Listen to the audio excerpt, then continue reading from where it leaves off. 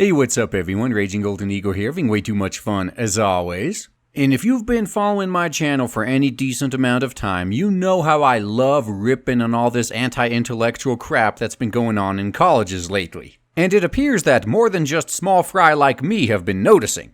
4 reasons why college degrees are becoming useless. Now, some of this is to be expected if you've watched any of my previous videos on colleges, but some of this stuff's actually pretty new, so I'm going to try to focus on the latter. Reason number 1.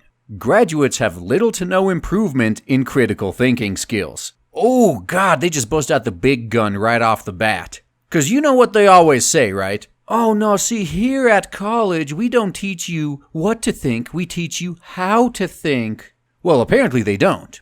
The Wall Street Journal reported on the troubling results of the College Learning Assessment Plus test, CLA+, administered in over 200 colleges across the US. According to the Wall Street Journal, at more than half of the schools, at least a third of seniors were unable to make a cohesive argument, assess the quality of evidence in a document, or interpret data in a table. Well, there's a reason they resort to just shouting down people they disagree with and calling them Nazis, right? But here's the part that's really gotta sting. The outcomes were the worst in large flagship schools. At some of the most prestigious flagship universities, test results indicate the average graduate shows little or no improvement in critical thinking over 4 years. And I'm just gonna say this right now, this ain't much of a surprise. You don't go to those big name schools like Harvard to get an education. You go there to network with rich, connected people that can hook you up. So if you're going there, at least know what you're going there for. And this lack of critical thinking is important because there is extensive literature on 2 mechanisms by which college graduates earn higher wages. Actually learning new skills, or by merely holding a degree for the world to see, aka signaling. The CLA Plus results indicate that many students aren't really learning valuable skills in college. And this is a big deal because a degree is supposed to show that you have these valuable skills, that you are at least capable of learning. But since that's not the case, as these graduates enter the workforce and reveal that they do not have the required skills to excel in their jobs, employers are beginning to discount the degree signal as well. Google, for example, doesn't care if potential hires have a college degree. They look past academic credentials for other characteristics that better predict job performance. And for the record, Google's not in the majority yet. At least if you try job hunting the traditional way, pretty much every single job is going to require some sort of higher education. The inconvenient truth is that most employers nowadays consider college the same way employers used to consider high school a few decades ago. If you don't have a college degree, then you must be worthless. But if even giants like Google are starting to change, there is hope yet, we just need to wait a few more years. Especially when we see shit like in point number 2. Shouting matches have invaded campuses across the country. I don't need to get too much into this because if you've been watching my channel or any other similar ones, you're already familiar with this. We're referring to all the crap that's going on at, say, Mizzou, Evergreen, Berkeley, and a whole bunch of other colleges that have given up and let the lunatics run the asylum. This point specifically I have covered extensively, so there's no need to retread here. And it's also the one that always makes the news too, so everyone knows about it.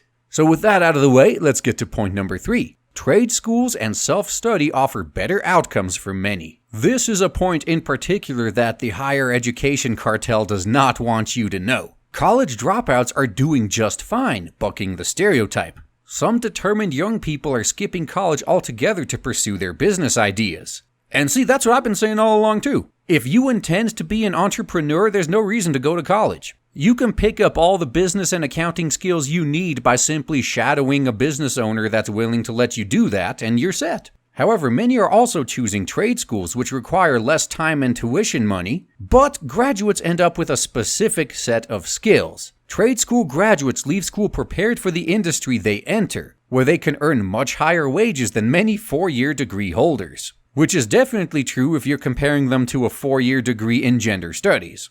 And the reason trade schools are so important is because this is actually what employers want. As we got into in point number 1, employers trust the universities to actually impart the skills in their graduates to do the job, but they're not doing so. Trade schools, on the other hand, especially since they're focused on one specific industry, do just that. So when an employer hires someone that graduated from a trade school, there is far less risk for them that you're going to be a complete waste of money. And for whatever reason, it appears to be men much more than women that seem to be realizing this. Here's a little snippet from a Denver Post article that's pretty damn hilarious for a reason that the author is going to mention later on. "This is very concerning to me," Hunter Reed said. "Young men, like all students," she emphasized, "need support from a variety of groups to thrive in higher education. The most successful have a sense of place in college," she said. Stark, 28, studied computer science for a year and a half before leaving Metro State University to study on his own. Now a software engineer for a music company in Denver, Stark also DJs at some of the area's most notable nightclubs. "What I was getting in the classroom just didn't jibe with me. I felt I could teach myself on the internet," he said. And hell, he proved he could. He worked a fast food job and then took a corporate gig to support himself while he studied on his own. The alternative, he said, was to work 4 years to get a bachelor's degree and then another year or two to earn a master's degree, then go to work for some huge company and go home at night and live my life with my family. And that just didn't sound appealing to me at the time. And for what it's worth, he forgot to mention going into massive debt while you're doing it too. So just to recap before we move on, this guy dropped out of college, got himself some work while he studied on his own, so he was completely paying all his bills and supporting himself without going into debt, and then ended up getting a job as a software engineer anyway, even without a degree. So what exactly is bad about this situation at all? Because the way that Denver Post article tried to frame it is this is somehow a bad thing. And the author calls him on that. Notice the call for helping these poor young men thrive in higher education that precedes a small anecdote about one man who dropped out and ended up just fine. Later in the same article, the author says that young men shouldn't assume that they will do well if they drop out, but then equivocates by turning it into a gender wage gap problem to explain how some men do seem to turn out fine after dropping out, 'cause of course. So, point number 1. Can you guarantee they're going to turn out fine if they stay in college? Because I think your failure to do so is the main reason people are refusing to go into debt for college. And point number 2, because while young men without degrees in general land higher paying jobs than their female peers, many of the top paying jobs are in high risk industries like oil and gas and manufacturing. Why did it have to become a gender issue? Nothing's stopping women from getting into high risk industries, but they don't want that. They want stability. And in general, stability comes with a lot less money. Everyone right now should be aware that the higher the risk, the higher the reward, or else people wouldn't want to take that risk. If women want to get in on this, then take as many risks as men do. That's all you have to do, man. So that was point 3. Men in particular are leaving college and either dropping out entirely or going to trade school and still ending up perfectly fine. So obviously academia does not want you hearing about this. But here's the final nail in the coffin, and something that I've covered before as well. Tuition is increasing, but future earnings are decreasing. That's pretty self-explanatory, and I have talked about it before, so no need to go into great detail here either. But it's not that hard to see why. You ever notice how the huge spike in tuition happens to coincide with the government starting to offer guaranteed student loans?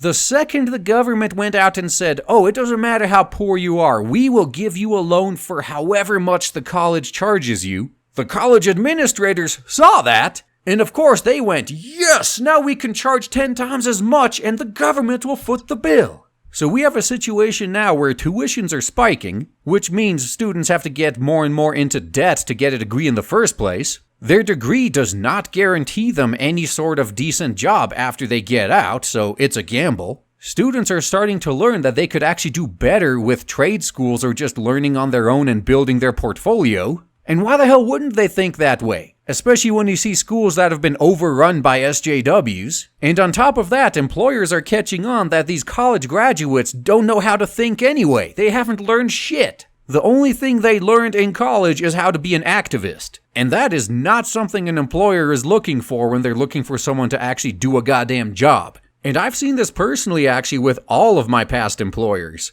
Every single one of them had at least one local university that was on a blacklist. Because, as they described, every single person they hired from that university ended up being completely worthless. So they just stopped hiring people with degrees from that university. All I'm gonna say is, luckily for me, my university didn't turn into a diploma mill until a few years after I left. And by then, I've had a few years of work experience on my resume, so I'm gonna tell you this right now. After you land your first job after college, after you have some actual work experience, Your college degree's worthless at that point. It's served its purpose. From that point forward, it's just a checkbox. Yes, I have a degree and therefore I am eligible to apply for this job. But decent employers aren't going to care about your college anymore at that point. All they're going to look at is your past work experience and your portfolio. So before you decide to get a couple $100,000 in debt going to college, you should consider all of your options. Just saying.